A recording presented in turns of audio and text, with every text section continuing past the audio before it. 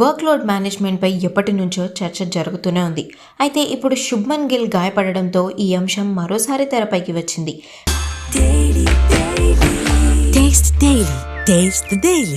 Asia cup మొదలైనప్పటి నుంచి captain Shubman గిల్కు అస్సలు rest దొరకలేదు.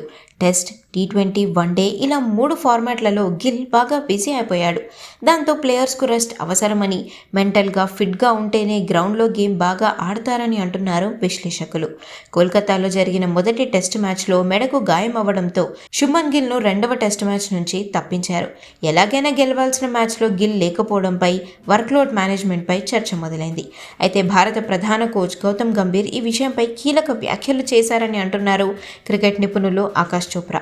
వర్క్లోడ్ మేనేజ్మెంట్ కావాలంటే ఐపీఎల్ స్కిప్ చేయాలని అన్నారట కోచ్ గంభీర్. ఐపీఎల్లో టీంకు కెప్టెన్గా ఉండడం ఒత్తిడిగా అనిపిస్తే కెప్టెన్సీ చేయకండి. భారత్ కోసం ఆడేటప్పుడు ఫిట్గా ఉంటే మానసిక అలసట అనేదే ఉండదని గంభీర్ అన్నారట.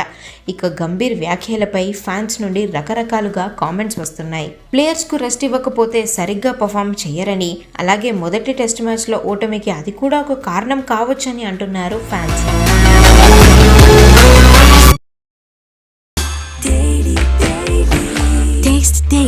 Taste the Daily.